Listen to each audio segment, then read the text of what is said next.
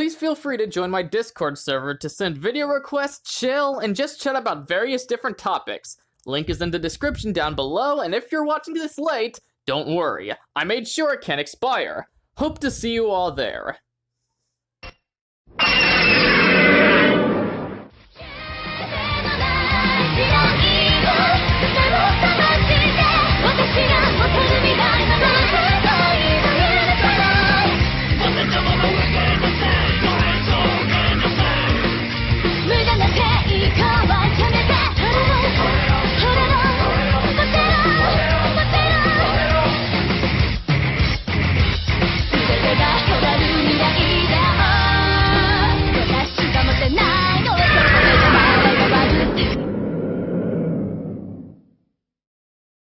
Hello everyone, this is Daikaiju SpaceZilla approaching ya.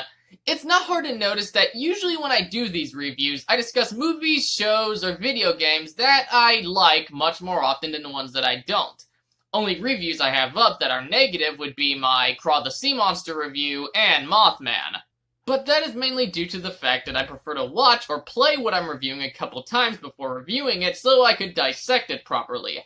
And with bad media, that can be pretty hard, honest to God. But I decided that it's for the best that I start taking a look at more media that isn't so good. In fact, what we're going to be looking at today is such a steaming pile of dog shit that smells so bad, you're just going to be sitting there thinking to yourself how something so terrible could even be a thing. I've been wanting to tear this abomination a new one ever since I first suffered through it. If you watched my series October of last year called Spooktober Time, you may have noticed a clip of it in my insanely long intro, but that's because I was wanting to review it and I attempted to bite off much more than I could chew, and I wasn't willing to replace anything I reviewed in that series with this horrific waste of time.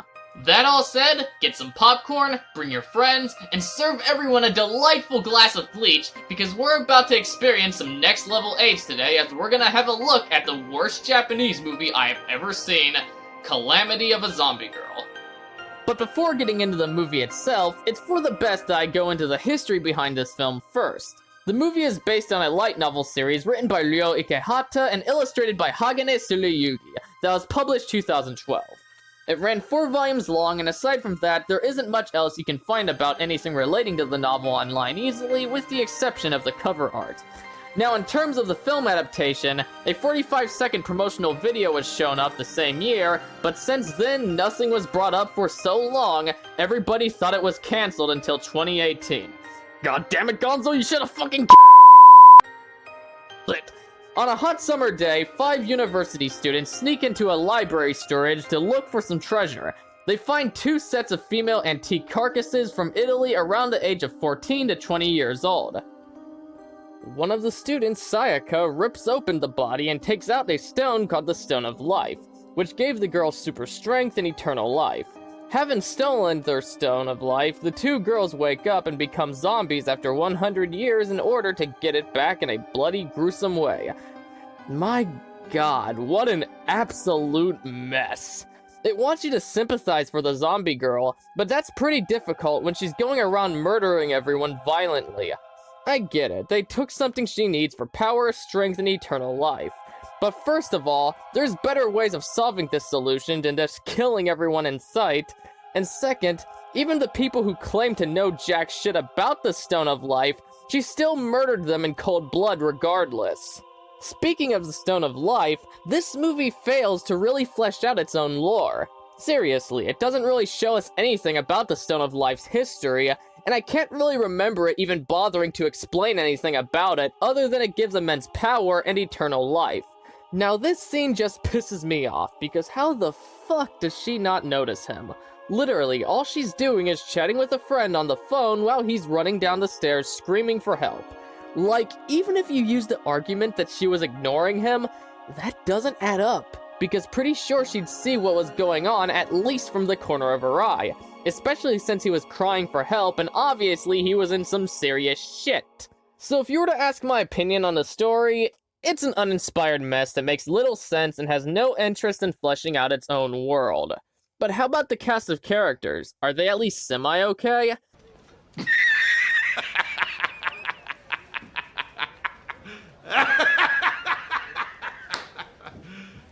You serious? Yeah, no. Like what the filmmakers were doing, they blow massive cock. Well, here we got Studion Euphrosyne, played by Hayami Soloy. We're given next to no info about her, other than she was a princess from Europe years back who was sold to somebody after being revived by her father.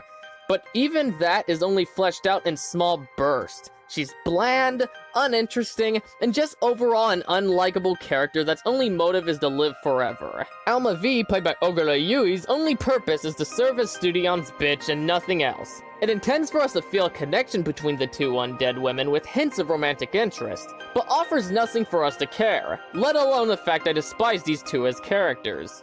Takanashi Shuichiro, played by Seki Tomokazu, is just a generic mad scientist that's obviously up to no good. Takanashi Mako, played by Shiraishi Ryoko, I think is Shuichiro's daughter? I don't fucking know. As far as I'm concerned, she's nothing more than a walking cardboard cutout. Minagawa Yui, played by Ichimachi Mao, is just some dumb broad who learned kung fu from a book. Other than that, her only other character trait is she's got a crush on the creepy Eugene Azuma Hiroshi, played by Miwa Takahiro, who's equally bland. But like the viewers, when he dies, she forgets he even existed. Abe Mashiro, played by Suzuki Tatsuyushi, is nothing more than a piece of shit rapist. Kamoshida Sayaka, played by Sawashiro Miyuki, I don't even know how to sum her up other than being naive. With all that being said, the characters are all underdeveloped garbage that never change in any way, shape, or form. Now, acting plays just as important as a part to getting you invested in characters as the writing does. And Calamity of a Zombie Girl does indeed have a surprisingly talented cast of actors and actresses present. In fact, better than this piece of shit deserves. However, despite at least some of the cast members being good in most of their works, here they're quite underwhelming to say the least. The performances from everybody just feels like cardboard, and you get the feeling nobody cared. Just wasted talent put on a garbage movie, so I can't say I blame them for not trying. It's easy to see what you're looking at as a horror movie, but it also attempts to blend a bit of humor into the mix, but it feels out of place. I'm not saying you can't throw in some comedic elements in horror media. In fact, you can do a full blend right. But here's where the issues come in with this particular aspect. The timing is really bad. It wants to force in some silliness in the same exact scenes it's trying to freak you the fuck out in, which can work as Evil Dead 2 Dead by Dawn managed to accomplish being funny and terrifying at once. But how it's treated here doesn't feel right and comes off more awkward and unorganized than anything. Because in Evil Dead 2, what the Deadites were doing was so crazy, they creeped you out, but you found yourself laughing too. I don't think so. We just cut up our girlfriend with a chainsaw. Does that sound fine? Same can be said for the Dark Knight's Joker. He had the appropriate amount of silliness to have us giggling, but was psychotic and dark enough for us to still take him seriously. I thought my jokes were bad. Give me one reason why I shouldn't have my boy here pull your head off. How about a magic trick? I'm gonna make this pencil disappear. Ta-da! It's gone. Meanwhile, in Calamity of a Zombie Girl, we have anime girls acting all quirky and shit, which only accomplish making them even less intimidating than they already were, and makes it where we can't really take them seriously at all.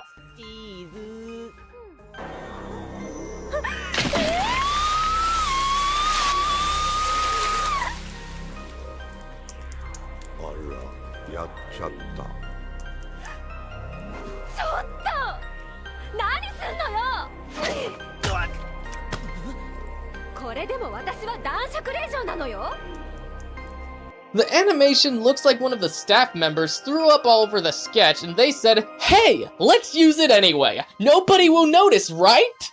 It's bland, ugly, and inconsistent, and often carries this blur effect to it that just comes off as lazy. The frame rate's so bad, there's scenes that look like they belong in a terrible Adult Swim series like Mr. Pickles or some shit.